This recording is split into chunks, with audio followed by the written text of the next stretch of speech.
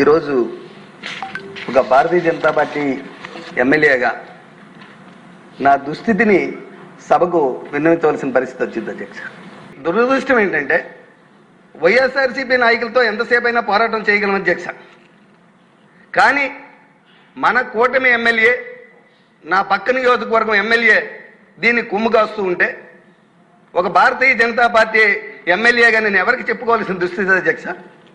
ఇంత అమానుష్యంగా నన్ను అంటే శ్రీకాకుళం విజయనగరం జిల్లాలో ఉన్న ఏకైక భారతీయ జనతా పార్టీ ఎమ్మెల్యే అధ్యక్ష. నాకు ఎటువంటి సపోర్ట్ లేదనా, నాకు ఏ రకమైన అక్కడ అండదండ లేదనా, ఏ రకంగా ఇలాగ అమానుష్యంగా నన్ను ఇంతటి ఇబ్బందులకు గురి చేస్తున్నారో తెలియదు అధ్యక్ష.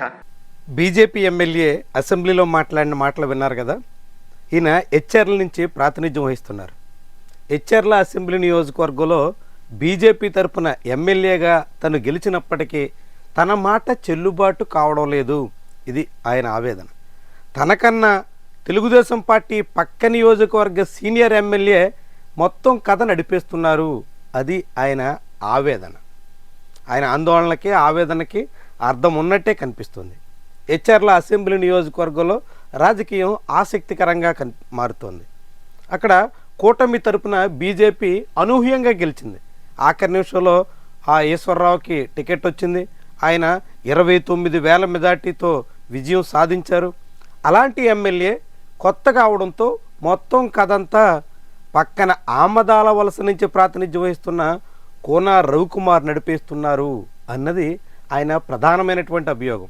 కోన రవికుమార్ పేరు చెప్పకపోయినా పక్క నియోజకవర్గ ఎమ్మెల్యే తన మీద పెత్తనం చేస్తున్నారు అనే ఆవేదన వ్యక్తం చేశారంటే అక్కడ రాజకీయం ఎట్లా ఉందో అర్థం చేసుకోవచ్చు. గ్రావెల్ తవ్వకాలు ఒక్కటే కాదు, ఏ విషయంలోనూ ఈశ్వరరావు మాట చెల్లుబాటు కాకపోవడమే ఆయన ఇంత ఆందోళనకు గురి కావడానికి ప్రధానమైన కారణం.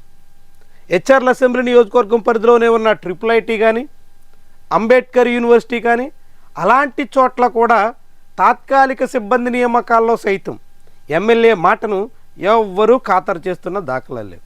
కేవలం చిన్నపాటి నియామకాలే కాదు, ఏ కాంట్రాక్ట్ కట్టబెట్టాలన్నా, ఏ కార్యక్రమం జరగాలన్నా అక్కడ తెలుగుదేశం పార్టీ తరపున కోన రవికుమార్ కథ నడిపించేస్తున్నారు, కోన రవికుమార్ మాటే చెల్లుబాటు అవుతుంది అనే వాదన చాలా కాలంగా ఉంది. ఇప్పుడు ఎమ్మెల్యే నేరుగా నిండు అసెంబ్లీలో తన ఆవేదన వెళ్ళగక్కడం ద్వారా అది నిజమే అని రుజువు చేశారు. దీంతో ఇప్పుడు ఈ వ్యవహారం ఎటు మళ్ళుతుంది అనే చర్చ సాగుతోంది.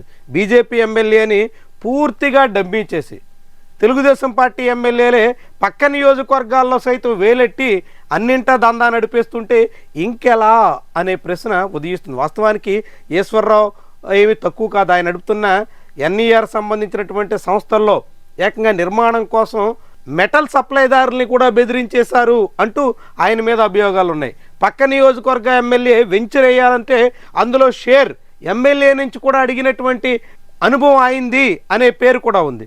వీటన్నిటికీ మించి అక్కడ యూబీ కంపెనీ, బెవరేజెస్ కంపెనీ సంబంధించినటువంటి లారీలన్నీ నిలిపివేసి మామూళ్ళు ఇచ్చేటంత వరకు కార్యకలాపాలు సాగనివ్వం అంటూ కూడా నిలుపుదల చేసినటువంటి చరిత్ర ఆయనకుంది. ఇట్లాంటి అనేక ఘనకార్యాలు ఎన్ఈఆర్ నడుపుతుండగా ఇప్పుడు ఇతర వ్యవహారాల్ని కోన రవికుమార్ ఏలెట్టడం ఇంత వివాదానికి కారణంగా మారుతుంది. దీంతో ఒకవైపు ఎన్ఈఆర్, రెండో వైపు కోన రవికుమార్, ఇద్దరు హెచ్ఆర్లలో ఎవరికి తోచిన కాడికి వాళ్ళన్నట్టుగా సాగుతున్నటువంటి వ్యవహారం చాలా తీవ్రమైనటువంటి సమస్యగా మారబోతోంది.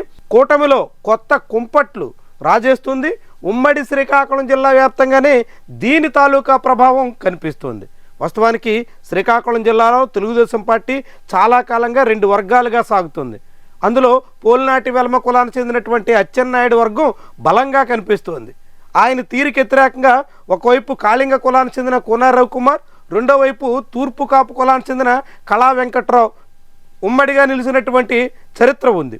ఇప్పుడు కూడా ఎన్ఈఆర్కి అండగా అచ్చెన్నాయుడు ఉంటే కోన రవికుమార్కి తోడుగా కళా వెంకట్రావు వర్గం కలిసి పనిచేస్తుంది అనే మాట వినిపిస్తుంది. దీంతో కోన కళ ఇరు వర్గాలు కలిసి హెచ్ఆర్లో అచ్చెన్నాయుడు వర్గీయుడికి సెగ పెడుతున్నటువంటి తీరు చాలా స్పష్టంగా అర్థమవుతుంది. దీంతో ఈ వ్యవహారం ఎటు మళ్ళుతుందో, ఎక్కడికి దారి తీస్తుందో అనే చర్చ సాగుతుంది. తూర్పు కాపు కాళంగా కలిసి పోలినాటి వెలమ కులానికి చెందిన అచ్చెన్నాయుడికి చెక్ పెట్టాలనేటువంటి ఉద్దేశంలో భాగంగా హెచ్ఆర్ల నుంచి గెలిచిన ఏకైక కమ్మ కులానికి చెందిన ఎమ్మెల్యే మీద పడుతున్నటువంటి తీరు చాలా విశేషంగా మారుతుంది.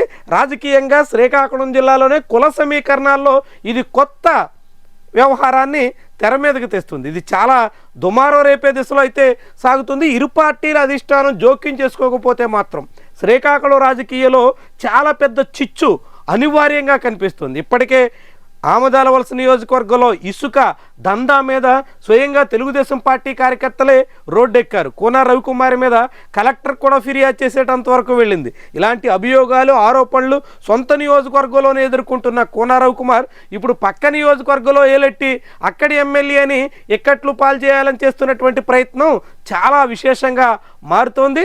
శ్రీకాకుళం జిల్లా రాజకీయాల మీదే ఇది ప్రభావితం చూపేలా కనిపిస్తోంది.